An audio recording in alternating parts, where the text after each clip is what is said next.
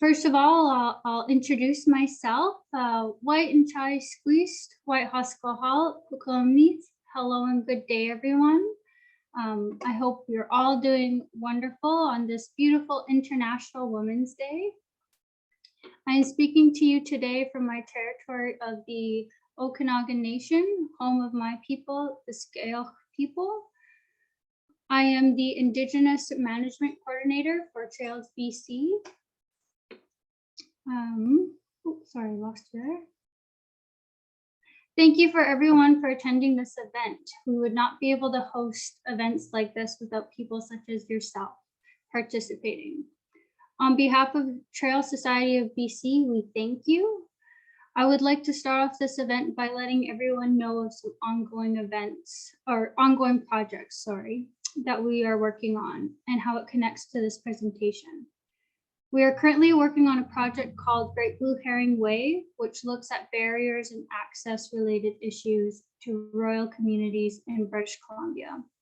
And the Teetl'it Trails project, where we will be having guided tours with the sqilxw youth to connect with the land through storytelling from elders within our community of the Okanagan Nation. This webinar is being funded on behalf of Heritage Canada and British Columbia Network Environment for Indigenous Health Research. I would like to remind everyone that this event is being recorded, and the recording of this event will be uploaded to our Trails YouTube page. We will encourage everyone to ask questions in the chat box.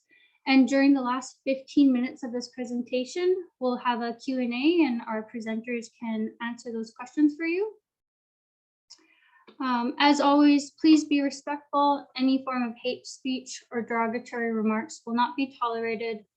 Anyone doing so will be removed from this event. And with that being said, I'm going to pass it off to my co-host, Polly Matt here, and then she'll pass it off to our first speaker. So thank you so much, everyone. Excellent. Thank you, Sage. My name is Kwaimat Eva Elliott. I'm joining from the traditional territory of the Gwich'in tribes located on Vancouver Island. I'm thrilled to be a part of the Trails BC team supporting research and webinar opportunities like this to engage in shared learning and connecting. And yeah. So just reminding everyone as well, towards the end of the presentation, we will have the question and answer period, and I believe we'll post questions in the chat. And yeah, I'm going to pass it off to Denise, who will lead her presentation, and then we'll send it over to Amber, and then we'll have him send his portion as well. Thank you.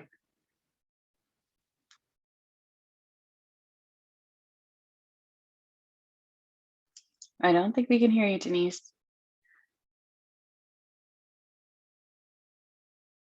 I believe you might be on mute. It doesn't look like you're on mute. It's no sound.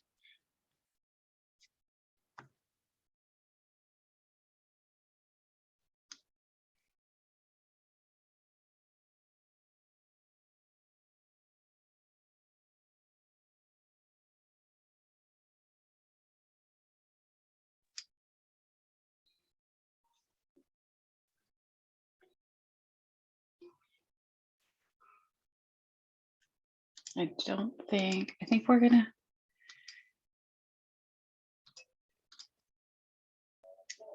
Yeah, of course. Okay. We'll just do a round of brief introductions while Denise sorts through some technical issues. So if we can have Amber do a brief introduction and then we can pass it off.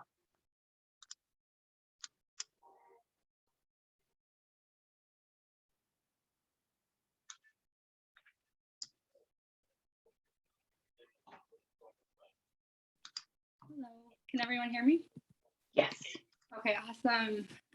Drenguinzi, good day.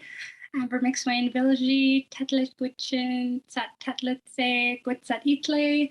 So my name is Amber McSwain. I am Teetl'it Gwich'in from Fort McPherson in the Northwest Territories. Super happy to be here. I was born in Inuvik. My mother and I moved to the capital city of the Northwest Territories in Yellowknife. So that's where I graduated high school.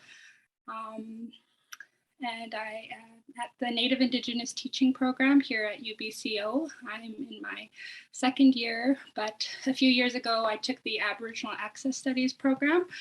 So just a little bit of how I got here today. I don't know if you want me to keep on going or should I? Yeah, I think that's a great introduction Okay. for now. We'll pass it off to you. Sorry, I'll just quickly intervene here. Denise, maybe is there something connected to your audio that maybe you might need to unplug, like speakers? That's just my suggestion. No. Hopefully we can get that sorted.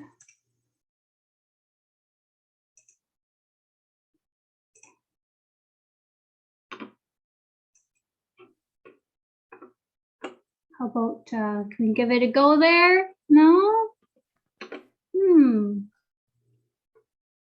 All right.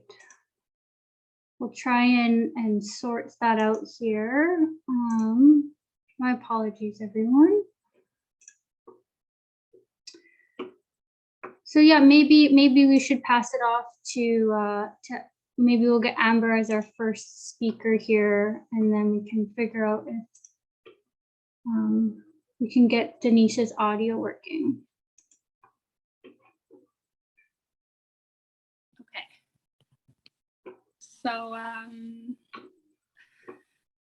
I moved to Edmonton after I graduated high school because my marks weren't the highest, and I upgraded there, and I was intending to go to U of A. I've always wanted to get into the education program, but I felt my grades weren't high enough and I wasn't quite ready to accept the responsibility of university. So I went back home and I worked for tourism, a company that brings people from Inuvik to Tuktoyaktuk.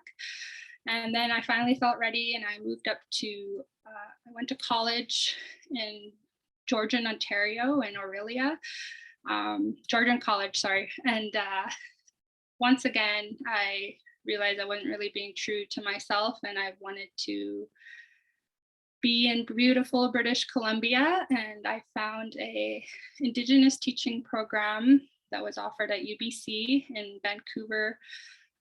So I came to the Okanagan and did the Aboriginal Access Studies, like I said, and I had a beautiful teacher that whispered in my ear and said, you know, just be patient, that Native Indigenous teaching program will be coming to the Okanagan soon.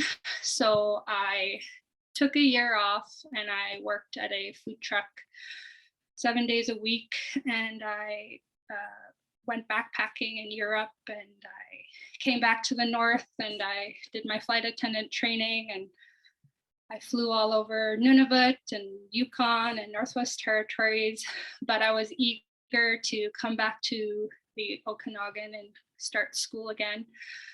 Due to COVID-19, I had my first year of the program online, and I'm so unbelievably grateful to be back here and enjoying the nice warm weather and be on the homeland of the Sylix people.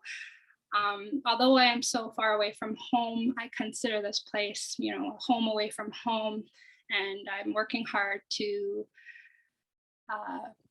finish school and work at an Indigenous band school someday here in BC before eventually down the road heading back up north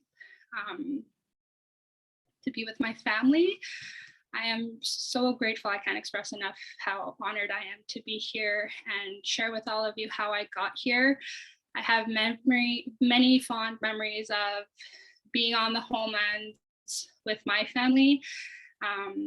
You know, like boating down the Peel River, being with my Juju and Gigi, grandma and grandpa, going hunting and fishing and spending time on the land, you know, picking bush for the tent and liddy misket for tea, and spending, my favorite of all is picking berries with my grandmother on the Dempster Highway. So I was raised, you know, by the Dene laws, which is I hold close to my heart.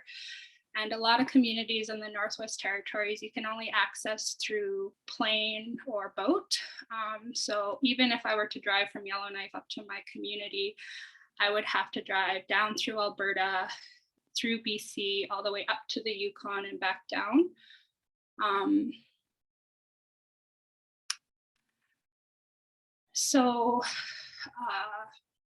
Sorry, I got distracted by the chat. I'm just gonna pull that down. So I came to realize that I have been from Cranbrook to Tofino, the east to the west, like the sun, and was so used to, sorry if I feel like I can never pronounce that right, to past Fort Nelson. So the Canadian American border to the Yukon BC border. And that's just super special to me. And I'm excited to explore more of what BC has to offer while learning more about Indigenous people's point of view and finding the connections between our nations. My first hike in the Okanagan was Canyon Falls. Then when I returned as a student at UBCO, a friend took me to Penticton hiking trail in Peachland. I think next was Knox Mountain, which is my go-to whenever I'm not accomplishing a new trail. I've hiked from just about above Lake Kalamalka all the way up to Oyama Lake and back down. I've hiked up to Wilden, which is above Glenmore, kind of the other side of Knox Mountain, away from the bridge. Of course, I had to do Mount Boucherie on West Bank. I've also been to some other places in BC, like outside of Chilliwack. I climbed a mountain with some friends, and there's a trail full of teapots. It was super cute. All in all, I've definitely completed over like 13 or so trails here in BC that I can think of, but there are definitely still a lot on the list. I haven't been to Myra Canyon yet, so I'd like to do that this year. And as I'm walking, I like to be mindful of who walked here before me. The history and the stories that the land holds is powerful. I love seeing signs that have Indigenous translations. One of my favorite hikes so far is Zoa Peak Trail. It was incredibly beautiful, also very challenging, but it was with my best friend and her long-term boyfriend. So after getting the view and the accomplishment, I felt super inspired to continue going on these hikes and seeking new adventures. Being here in the Okanagan after growing up in Fort McPherson, which is much smaller community, I was taught to acknowledge any people you come across. So sometimes when I'm hiking here, I find that my acknowledgements can go unmet or unreturned by hikers. Being Indigenous involves a spiritual connection to the land, which we are all a part of. And so we acknowledge the life around us as we live within it. So being out on the land involves taking a break from the hecticness of the crazy colonial world. Time runs and feels differently, and I find that to be relaxing and a mental and spiritual escape for myself. Sometimes due to factors like intergenerational trauma, I can find myself feeling detached emotionally and spiritually from my own identity. So going on hikes, especially here in BC, allows me to ground myself and remember my journey of how I got here in life and how much I should appreciate the beauty around me. My mom would kill me if she knew this, but majority of the time I go for hikes is I'm alone. But because I'm confident in myself and my ability to feel safe. It brings me so much pride to be Indigenous and that we come from such strong people that survived on the land and continue to do so today. So I use hiking as like a self-soothing tool. Gratitude teaches me to look at the positives and negatives of all I've experienced in life. It's a gentle reminder of how much work I still got to do, and so does everybody else. And when we open our hearts and minds to being grateful for every beginning, ending, or completion, we realize the beauty of changing. And that's something I think of when I'm going on hikes and as the seasons change. And I believe going on hikes and walks, and doesn't have to be a big old mountain, but even just going out around the block if you have to, it brings so much good for your well-being, and it gives our life meaning and purpose and allows us to see the interconnections within ourselves and others that we share this planet with.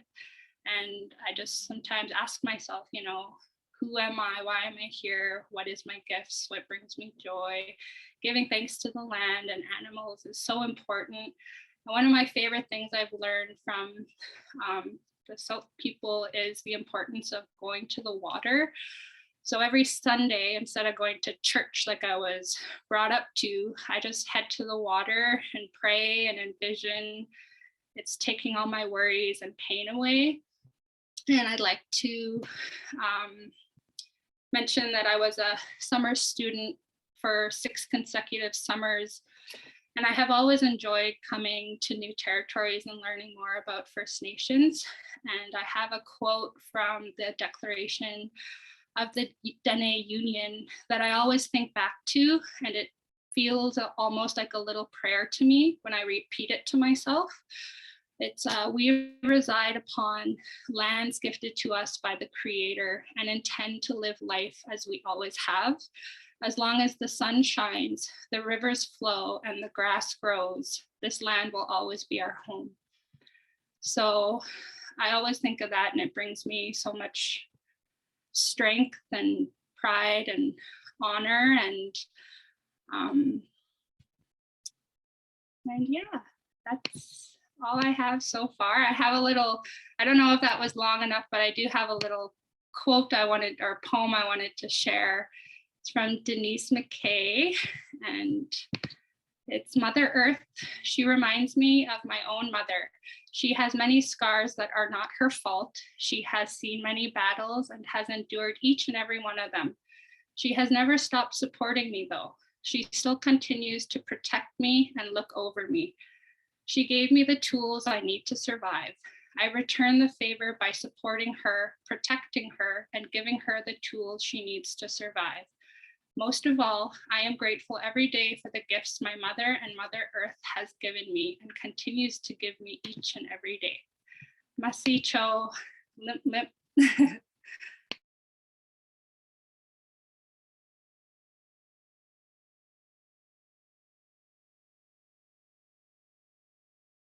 We can't hear you, Sage. My apologies, my apologies. Thank you so much, Amber, for your beautiful poems and all of your stories you've shared with us. Hopefully we can get Denise's audio going here. Hopefully that worked for us. I'm sure, darn hope so. Right. Okay, yeah, there we go. Woo! Wonderful. All right, so now we'll pass it off to Denise. Thank you so much, Amber. Why, sqilxŭ.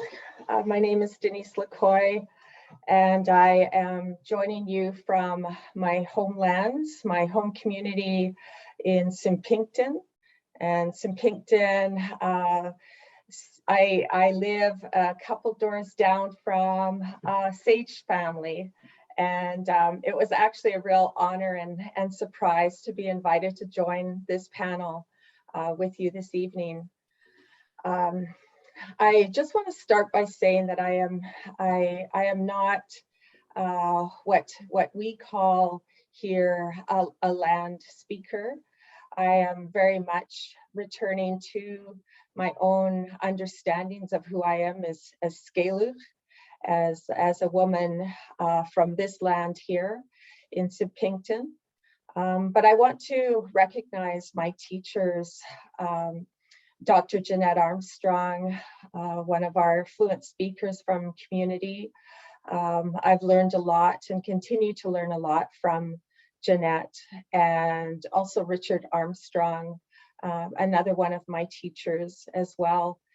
And also my father, Adam Eneas, who is a Penticton Hereditary Chief and also a fluent language speaker.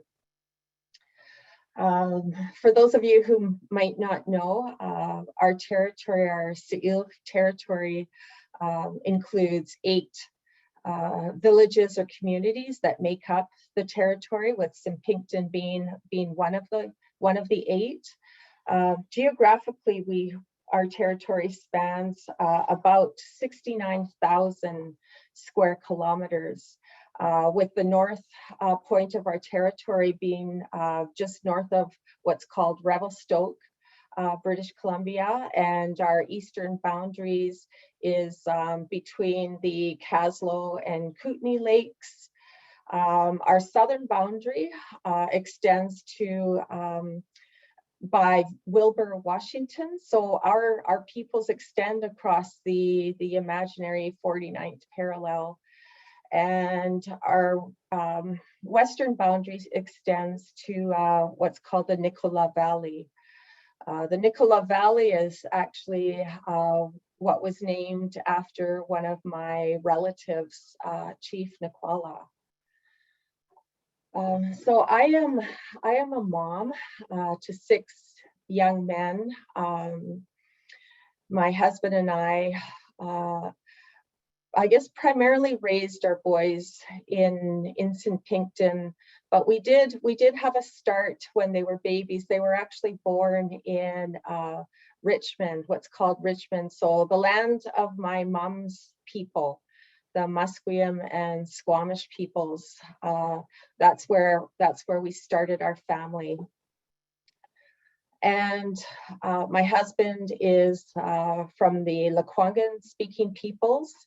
So his ancestors are from what is now called Esquimalt on Vancouver Island. And together we're also raising our 10-year-old granddaughter, Harmony.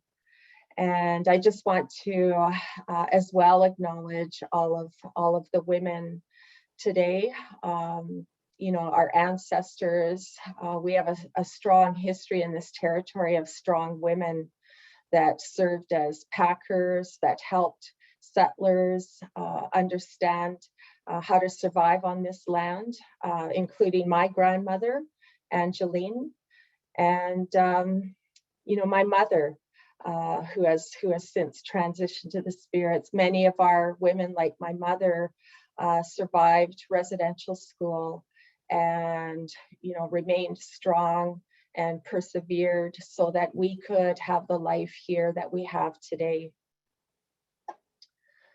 Growing up, I want to just share that, you know, my mom and dad met at Kamloops Indian Residential School. And, you know, if you were to ask me as a young adult, you know, how I was raised, at the time I remember very distinctly saying, well, I wasn't raised traditional, you know, and I'd kind of be shaking in my feet as I was saying that.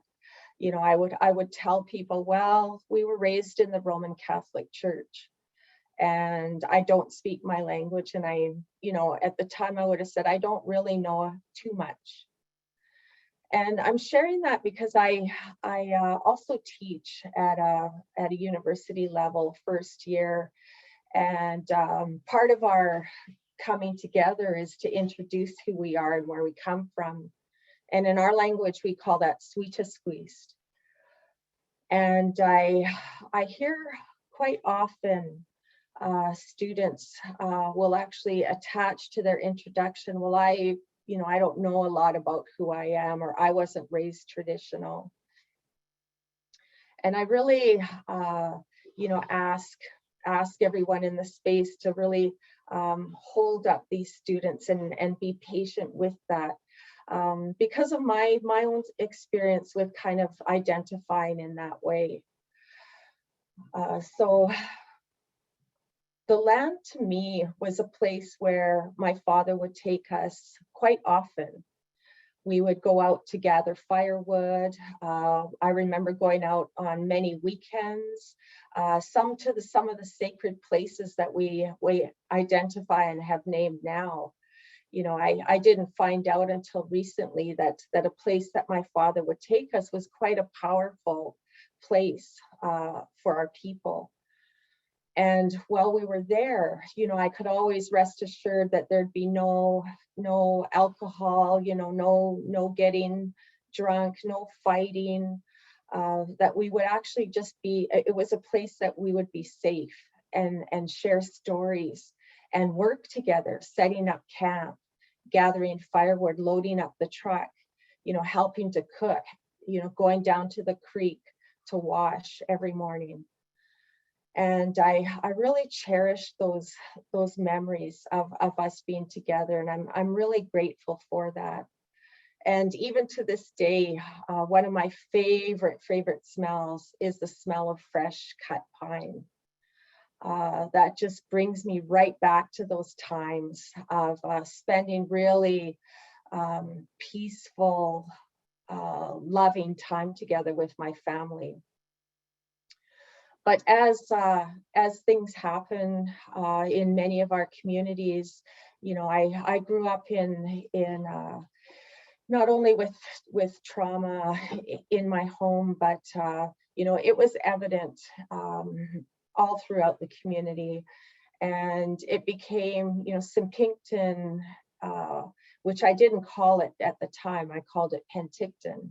And I was actually ashamed. I remember this big shame about identifying as somebody who lived on the Penticton Indian Reserve. You know, I understood what came with that. You know, I understood what non-community members, non-Indigenous peoples kind of identified with people who lived on the reserve. So I became very, you know, I rarely ever said that. I kind of tried to skirt around it. You know, I live by the road that goes up to Apex, you know, the ski mountain, you know where that is, right? And I'd sort of get out of having to say that. But it was all around that the impacts of colonization and all of the disconnect and the trauma and our, you know, us being in our own survival mode that kind of drove me to that place of non-identifying. So when I left here as a young woman to get a job in the lands of my mother in Vancouver, I honestly thought I would never, ever come back. Like when I left, that was going to be forever for me. And you know, when we started to raise our young family in such a big urban environment, you know, I found myself, my husband and I, still wanting our boys to have, you know, some of that connection to land and water, like the Amber spoke about already, that I had. So what happened was we wound up spending, you know, hours, a good part of our day, trying to find these places, trying to set up, you know, and then have only a couple hours left to enjoy these spaces, and then have to spend a couple hours heading back home. And we did that. We did that because it was important to us. It was how we were raised. So we wanted to give that back to our kids and have them have those experiences on the land. But there were always tons and tons and tons of people, you know, and we're always fighting for parking spaces and trying to get everywhere early. And it just wasn't the same sense of connectedness, that same sense of peace and calm, you know, that I had remembered. And this was one of the main reasons why my husband and I decided to move our family home to snpinktn. And you know, that was over 20 years ago, and I am absolutely so grateful for that decision. you know, even now, even this moment, you know, waking up here and being able to step out onto the land and go and join, you know, the other relatives and just be in a different kind of place, a nourishing place. Since, you know, I was a late person. I was a grandmother when I decided to actually go to university. And one of the things that really I found really beneficial was that there was a campus located very close to our home community in Penticton and right on our traditional territory. So you know, I can't even imagine what that experience would have been like had I, you know, upped and left and gone somewhere else.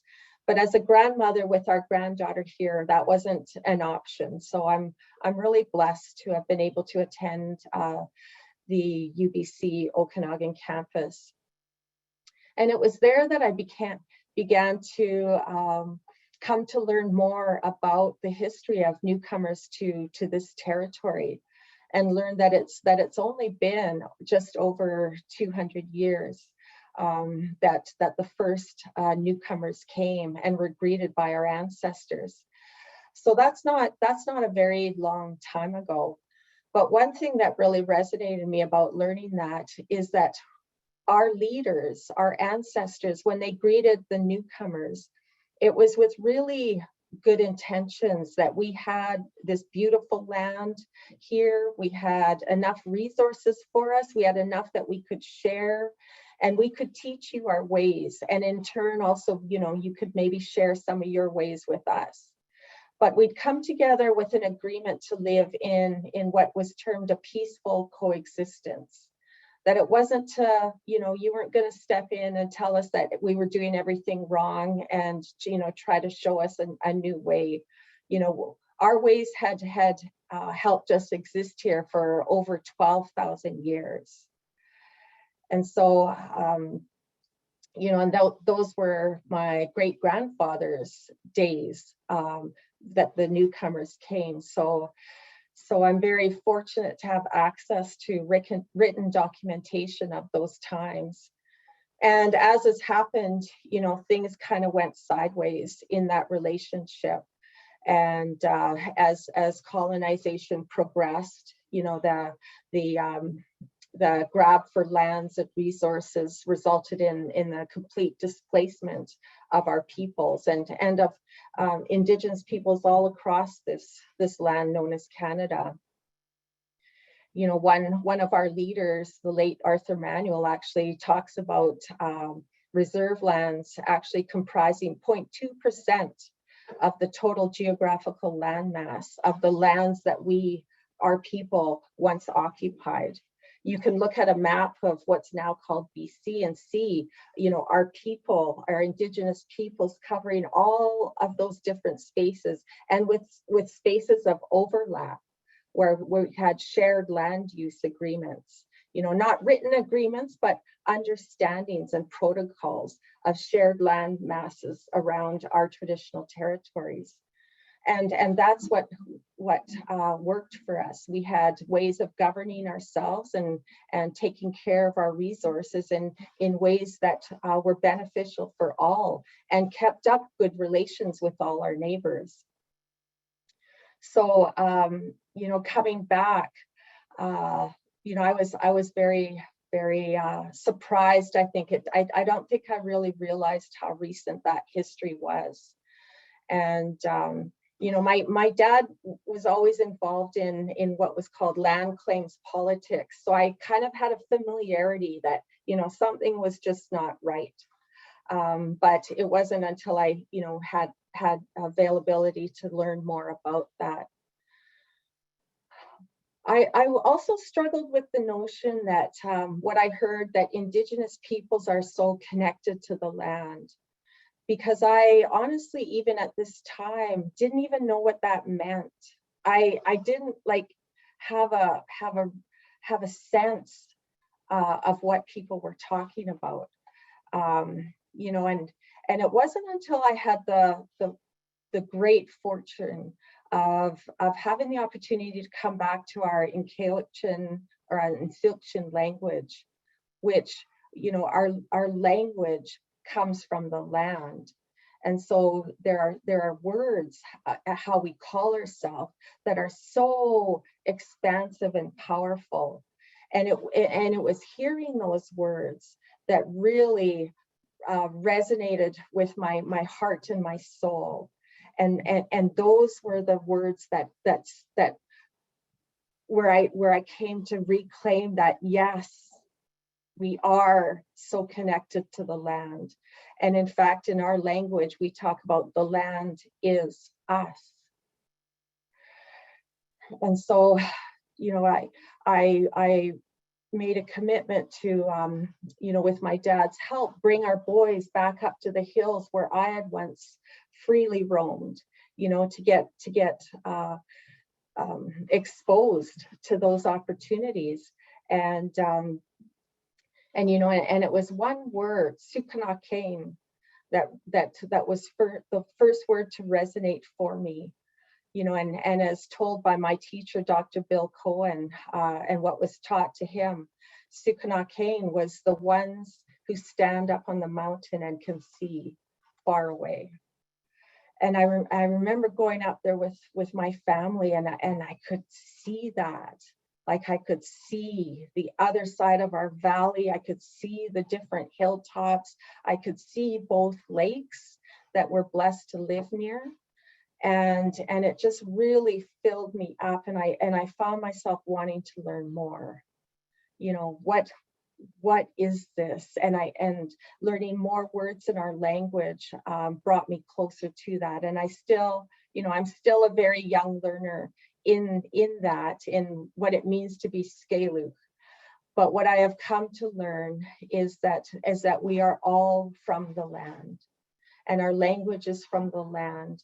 And it is our understanding of developing those relationships with everything that exists in this place, that those relationships that have sustained us for thousands of years.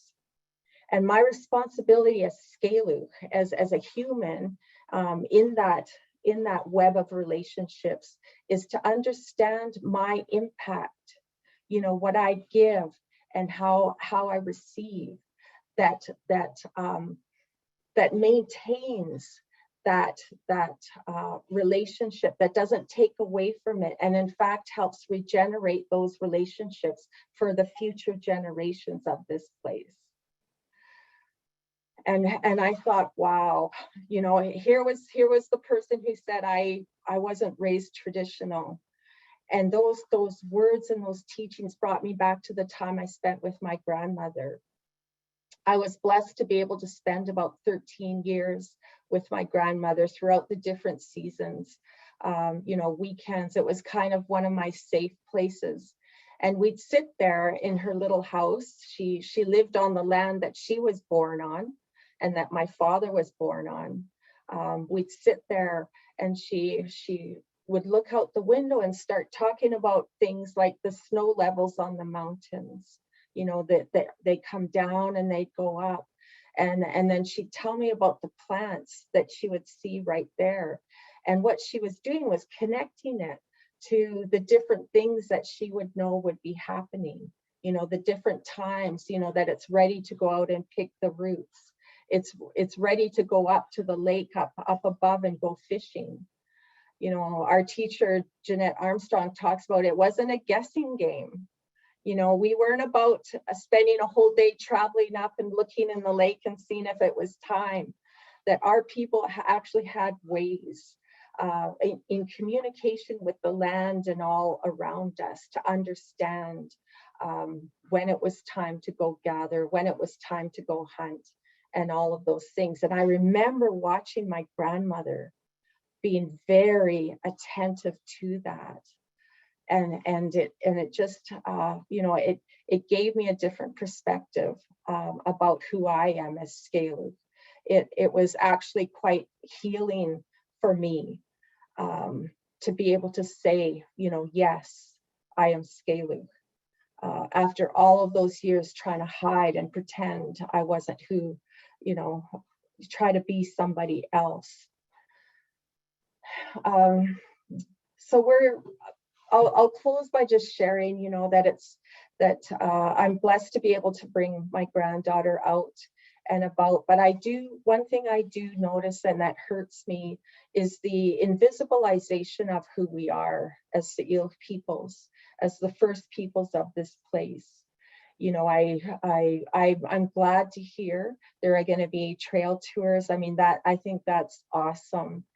Because a lot of our places, our sacred places, have nicknames and different names that have been given to them by settlers. You know, as is this place, Penticton. You know, that without that understanding of the true meaning of these places and how we use them and how we engaged and how they connected us. So you know, that is really, you know, not only those visible signs of invisibilization, but even just walking on the territory has become, you know, quite unsafe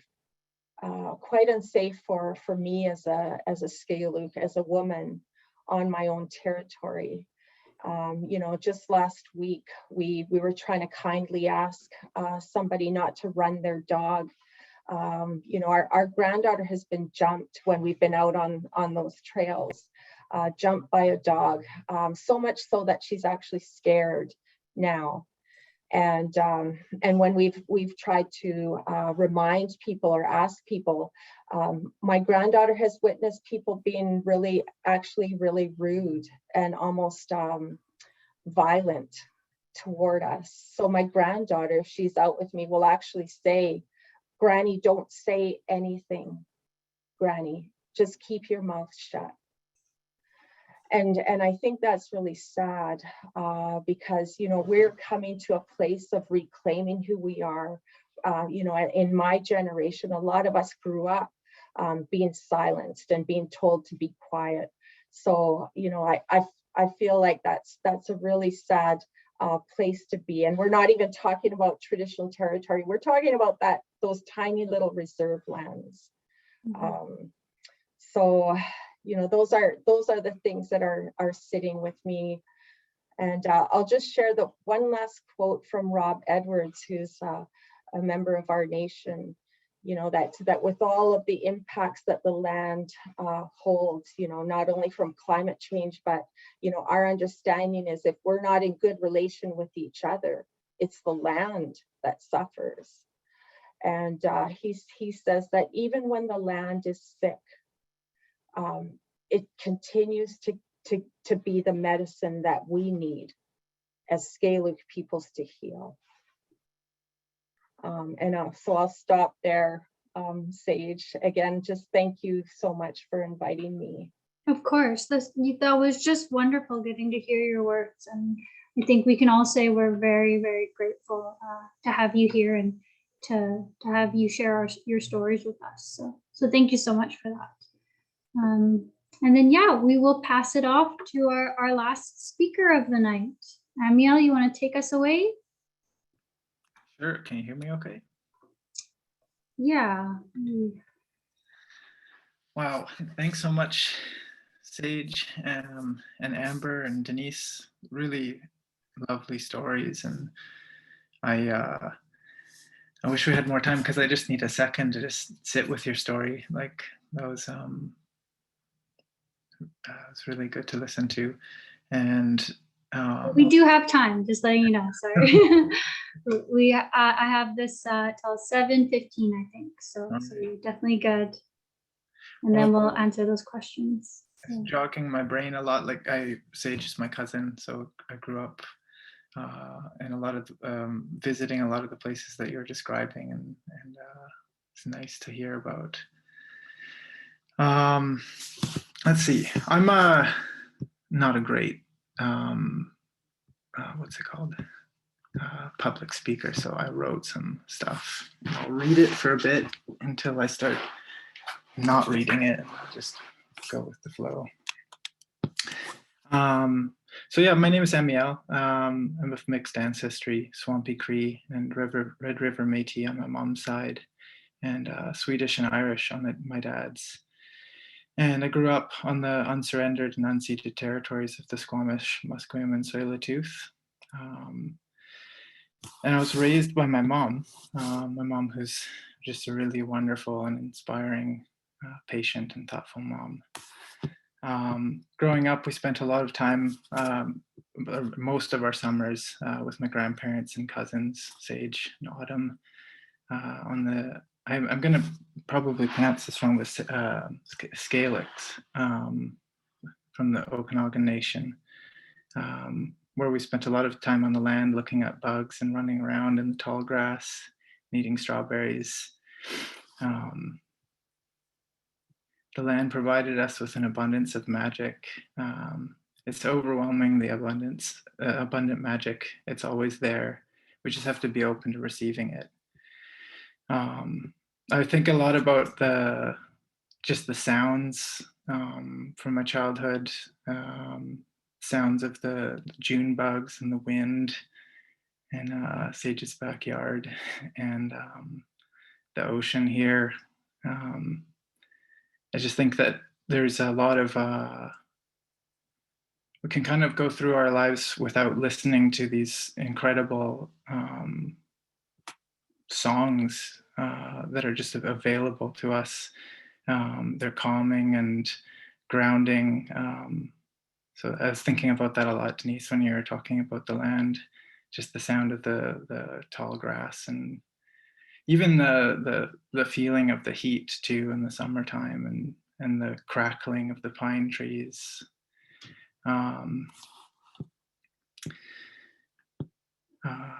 Let's see.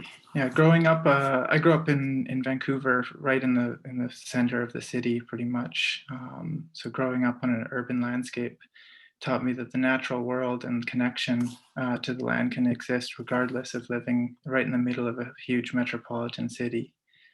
Our connection to land as human species is sacred, and most of the time we spend our days looking down at phones or through narrow fields of focus, looking through windows and amplifying the world with artificial lights and screens. Which is, I think it just takes away from that magic song, sound that we can experience every day, wherever we are. There's always something, a hummingbird or a crow, or it's always a good sound happening out there. Even a fly. It's a common nuisance to hear a fly buzzing around, but it's someone just being out there. A little bit more about my background, why I'm here. I have a diploma in Indigenous land stewardship from the Native Education College. I recently graduated, and I'm also a member of the national track cycling team. So high performance sport and Indigenous land stewardship, kind of a funny combo, unusual, but it's what I do. Growing up between urban and rural, I've always been drawn to being on the land as much as possible. In an urban setting, for me, that was skateboarding. I grew up skateboarding. I got into it through some friends at school when I was about 11 years old. School was a bit of a disaster for me. I have ADHD, and I'm a very oral, verbal, need to sort of feel things to sort of understand them. And at around grade 3, I was lucky to sort of find a different school that worked for me as an unschooling environment, a democratically run education center. And most of our time we spent outdoors, which was kind of nice. It was, in a roundabout way, it's a really long story, but that's how I got into sport. I was both of my parents are artists, so sport was not really on the menu for me, but it just sort of ended up being in my life. And I got into skateboarding first. Skateboarding gave me a sense of autonomy and freedom to create and express myself.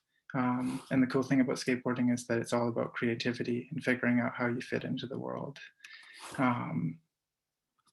you could probably debate with people. There's not really a lot of rules in skateboarding. It's mostly just about you being yourself. Skateboarding really opened up the world for me, because you can get on wheels and go pretty far. It's where my brain started connecting the dots between busy grid systems of urban landscapes. I'd leave school and take the bus from the skate park or to the skate park and skate for hours and then walk home. While walking home, I became really familiar with my surroundings. I knew the waves and rhythms and intersections, and I got to know all the urban and indigenous plants and different areas of the land while skateboarding until late in the evening. And I think walking home, I wrote this a bit differently, but I'll say it sort of, I think, in terms of listening to sounds and rhythms of the land, like walking home at night from the skate park. I can still vividly hear like the buzzing of the traffic city in the background, but then sometimes it would get tuned out just from hearing the wind whipping through some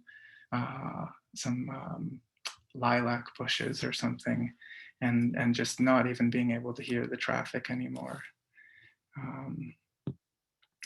My friends and I would spend all day walking around and skateboarding and meeting people on the weekends.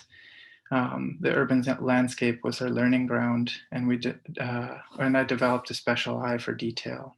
We'd spend hours and even entire days walking around looking for what most people would see as not much more than just a curb when in the road, or a hand railing, or a parking barrier. But this way of observing the urban landscape focused my eyes to the concrete, to concentrate on the subtle contrasts of the urban forest, finding unique concaves and concrete waves. It didn't occur to me until later that this connected to how most of our ancestors see the world, the interconnectivity. I've recently been really interested in the visual system and how our eyes work, and exploring how light and color and movement affect our brain chemistry. And little did I know, little did I know all of the time that I spent walking around from skate park to skate park and exploring the urban landscape, that was actually changing my connection to the land. In a sense, it was calibrating me to the unique rhythms and schedules that play out day to day, week to week, and month to month. Getting to see the sunrise and the sunset, and smelling the trees at different times in the season, and getting really familiar with cold rain. Circadian rhythms, they're something that all cellular beings have and share. And these generally depend on visual stimulus, and this can be through the retinal stimulus, or dermal, as the eyes or skin. And our bodies know when it's daytime and blast us with a symphony of hormone responses. That is, if we're spending enough time outside. I think you can kind of see where I'm going with this. I think being outside is really important for our bodies and our spirits and our brain. Later in my life, cycling became, it's a too strange of a coincidence that I ended up in cycling, but cycling was an evolution of my skateboarding experience. And the focus and ability to see the world in a higher contrast helped me fit into the world of sport, where everything's measured. Our lives are really regimented and scheduled, and every gram of carbohydrate and hour of sleep and resting heart rate, etc. It's all measured and plotted, and we spend most of our racing careers living as a living science experiment, just trying to follow the plan that our coach emails us every week. In 2019, I was fully immersed in the sport and performance and achieving a specific goal. But throughout the racing season, a question would often come up. What am I contributing to the world in this sport? What does it all mean? What is the point of me riding around in circles on my bike? Like, is it really just me, or is there is there a reason for all of this? I kept asking this question, and I knew there was a purpose, or maybe more than one, but I couldn't put my finger on it. I let it rest for a while, and then one day I was feeling a bit nervous before a race. I was warming up on like a side street, so a road race in a neighborhood, and I wasn't sure where to finish my warm up because a lot of the roads had dead ends, sorry, I just have to find my place again. Yeah, I didn't know the roads very well. I wasn't sure if it'd be a dead end. And this is in some ways how I felt about the sport. I didn't really know where I was going. What was the purpose? Is there really a reason to continue in this sport? And just as I had that thought, I looked up and there was an eagle catching a thermal, I can't remember what it's called, but it was circling above me. And it circled 3 times and then went forward down the road.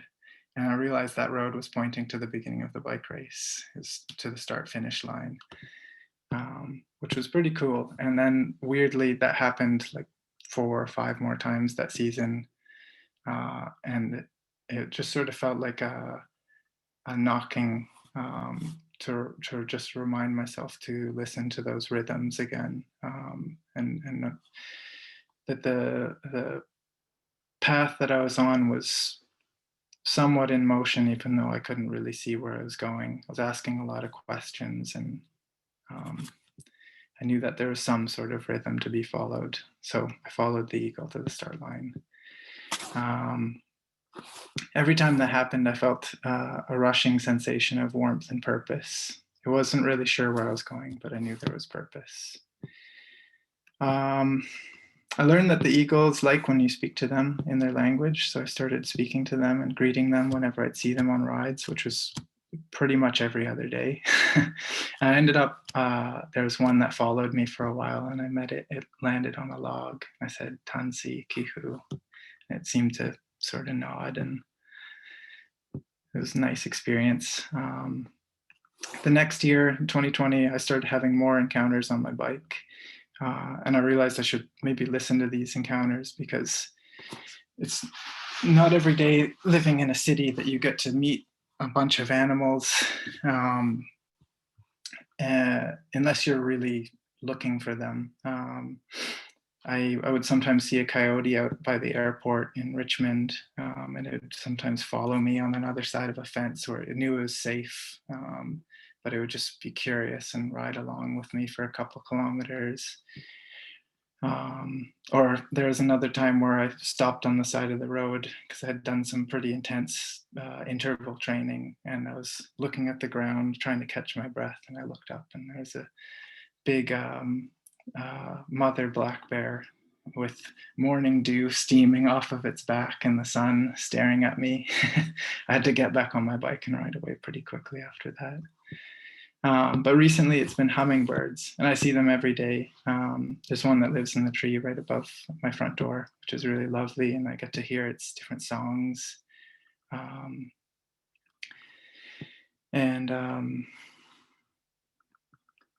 Yeah, I think through cycling and through sport, this is how I've found a way to express myself and connection to land. Having grown up in an urban setting, looking at the mountains, but not really being able to access them, I sort of thought, oh, well, I'm not really on the land, I'm just in the city. And after putting all these experiences together, I sort of realized that just because there's concrete underneath my feet, it doesn't necessarily mean that we're not on land and there's not connections to be made. And I think through sport, getting people outside, and I think this was a really important thing for youth and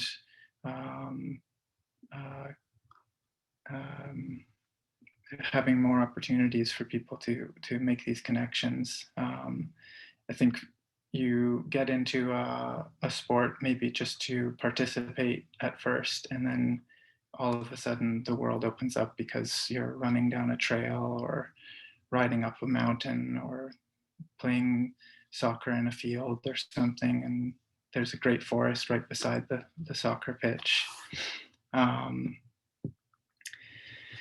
I wanted to share this one more recent experience that I had, just because I think that sport is great, but I think just being outside in any way possible is excellent. It's just the best. And I used to love the idea of going for walks, and for some reason I felt daunted to do it. I felt like I ride my bike a lot and I shouldn't go for walks because that, I don't know. But recently I've started going for a walk every morning. It's just what I do.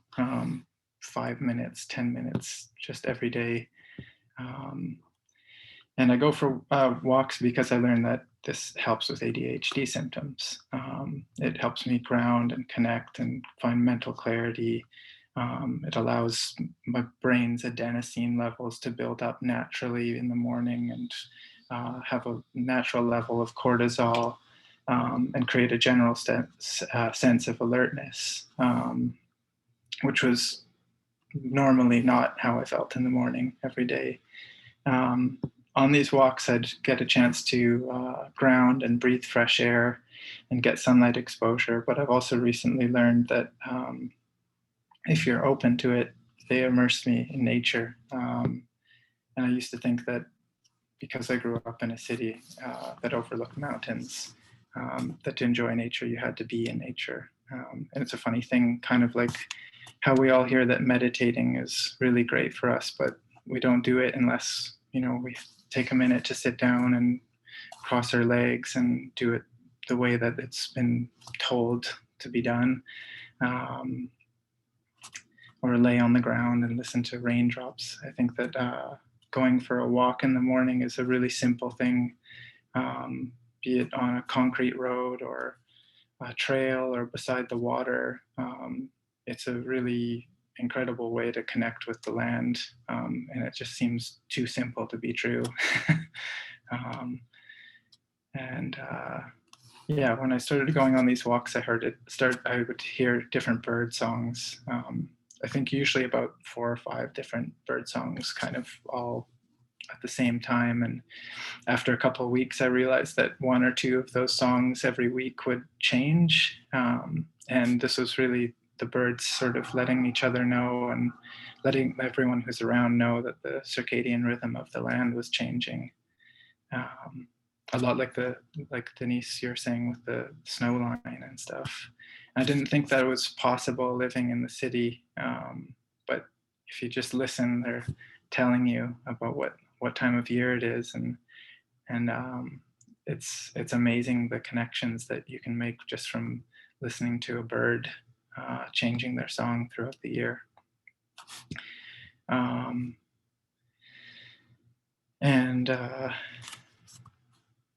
Yeah, I would love to see our communities being validating for their connection to the land and finding all the different ways we can support each other on the land. Our communities move away from disconnected ways of being. And yeah, that's sort of all I wrote, but I didn't time myself. Yeah, no worries. I think you did an amazing job. I think everyone else can agree. You all have such great stories, and I just feel like maybe that filled all of our hearts. I know it filled mine. And so I think, yeah, we can move on to some Q&A now. If people would like to write that in the chat, we have that. But I do know we have one question so far. Qualimat, would you like to take over our questions? Yeah, definitely. I just want to be mindful and respectful of everyone's time as well. So just in case we don't get to go through the questions as quickly, To the panelists, if people want to connect, learn more, or maybe follow the important work that you guys are doing, is there a way to connect, maybe connect with you by an email or social media, so we can ensure that we can reach everyone's questions? I'm not too sure if you're comfortable as a panel to put your maybe email or contacts in the chat. But I can see we have some questions coming in, tons of gratitude comments. Maybe we can answer this question in a panel. What is your advice, and what advice do you have as we work towards reconnecting our people to our lands and resources, to our sacred spaces and our language? If anyone wants to jump in, if you have some thoughts.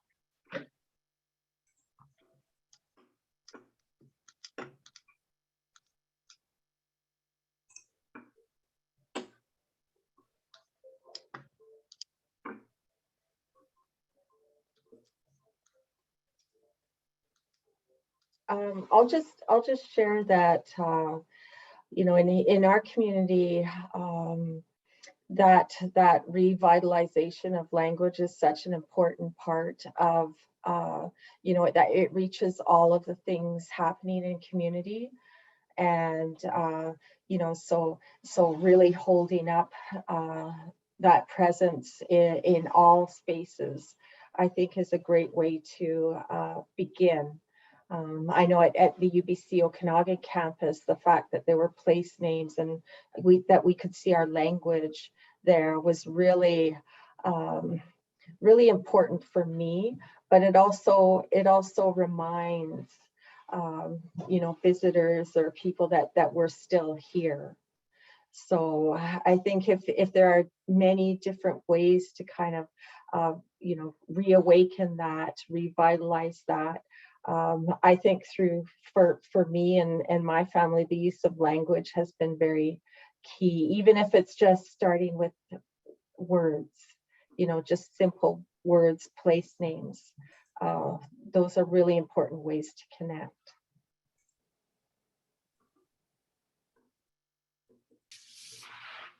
I might add to that. I fully agree.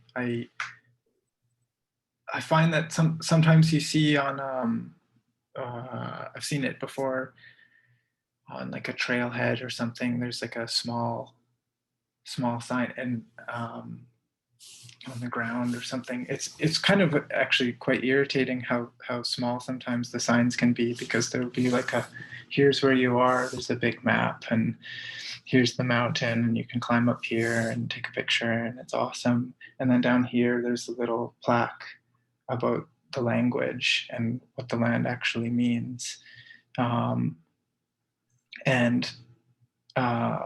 Usually these are done by like a national park or something like that. And then the places where you see that there's actual priority being or time and being put into making these just an educational sign about the land and the language.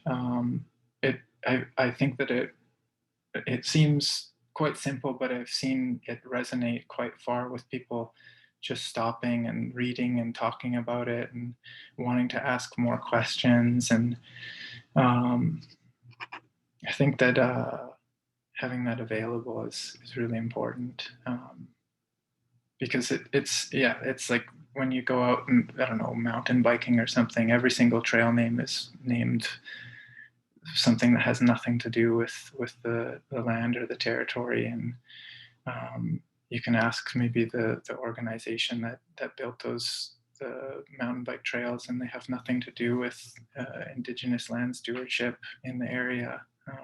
They just sort of got a permit from somebody and went for it.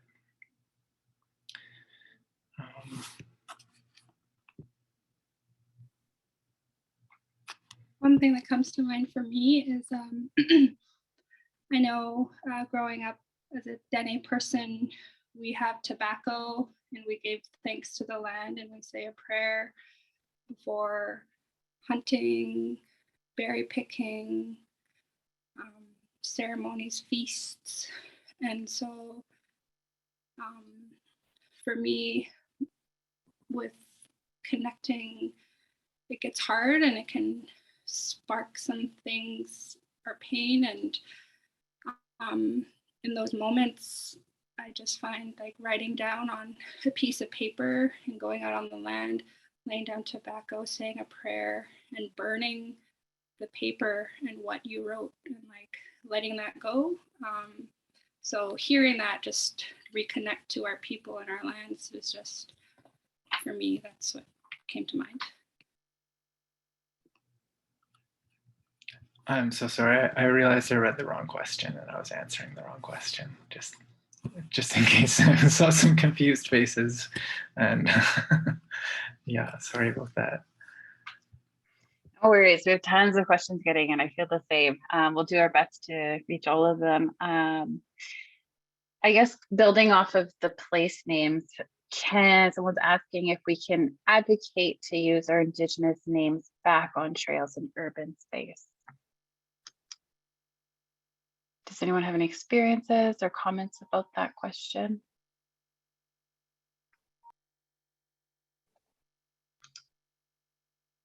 I would just say in snpinktn, you know, in this place, you know, I would love that. I would love any advocacy toward that. But I think the most important starting point would be with the people from that place. You know, is this something maybe that's in the works already, and how can you help? So just start by opening up that dialogue first.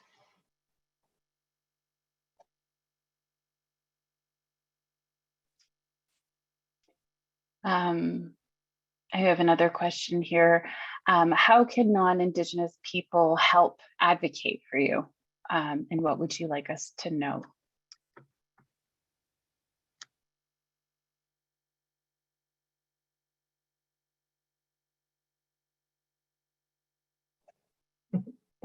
Sorry, I'll just suggest that begin by becoming more aware of the places that you live and work, and who are the original peoples of that place. What are the original names, and you know, develop that awareness. But again, yes, always walking alongside the peoples from that place, taking their lead and in that work. I think it's really important. I know, like, I love the enthusiasm and all of that, but you know, just like land acknowledgements, we've always had protocols to guide us in how we relate with you know, with our neighbors, and how we move forward in any way. So just raising your own awareness about what those are.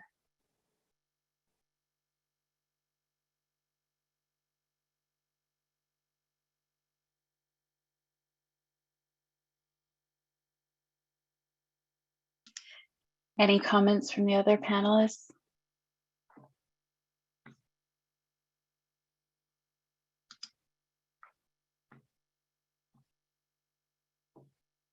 Okay, someone's looking to see if there's any links or resources for elder walks, if anyone has any knowledge about that.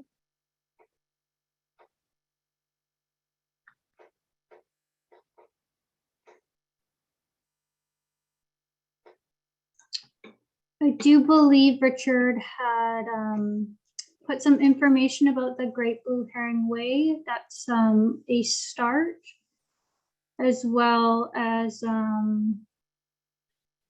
all of our links should be there, I believe. If not, I'm sure Richard will continue to add some. I am thinking that, yeah, we are getting close to our time here, but I think maybe if it's all right with the panelists, I'll ask a question myself to all of our speakers here, and that would just be, what is something that is of importance to you when you're out on the land? And you know, so we can just have our people walk away with your your little 2 cents of you know, how wonderful this beautiful land is that's you know, we're able to access. So yeah, does maybe Amber, would you like to take that one? We can go from Amber, Denise, and Aniel. For sure.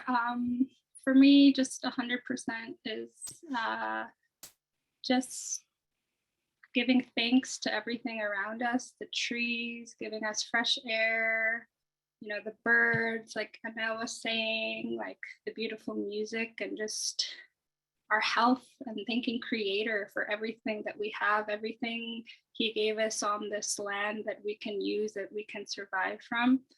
So just count in your blessings, I guess. Thank you. Thank you, Amber. Yeah, so I would love for all of us to come back to that understanding of how we are interconnected, and how we interact with each other in a good way for the benefit of each other now and for future generations. And those are the teachings of the land. Those are the natural laws that have been there since the beginning of time. And to really be mindful that there were and are First Peoples of that place, and who are very much still honoring the teachings of the land, and that it has so much to teach us, and not to situate those teachings in the past, but it has so much to teach us about how we can interact in a good way right now.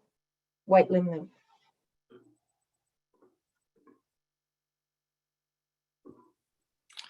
Those are awesome answers. I think language. I always try to learn at least somewhat to be able to say hello wherever I am. And that can be a verbal language, or visual language, or even just in your head when you're interacting with something. But having that openness and awareness of the oneness and interconnectivity, and I guess humbleness to say hello to anything that's saying hello back to you. That's what I would bring. Wonderful. Well, thank you all so much for your answers, and I'll just do my closing remarks here. So thank you again to all of our speakers. You've done an amazing job here. I think we're all just super happy to hear your stories. And thank you for our participants, because without you being here, we wouldn't be able to host these events. So we're very appreciative of having you all here. And just a reminder that this is being recorded, and it will be available on our YouTube page. We will have that uploaded. And if you would like to support Trails BC, you can become a member. We should have it in our chat box. You can find us at Facebook, Instagram, Twitter, all at Trails BC. And just, yeah, thank you everyone for joining us. I hope you all have a wonderful evening, and happy International Women's Day again. Give all your loved ones big hugs, and yeah, so I think we'll close off here. Thank you, everybody. Lim Lim, hi hi. Hi hi. Hi hi.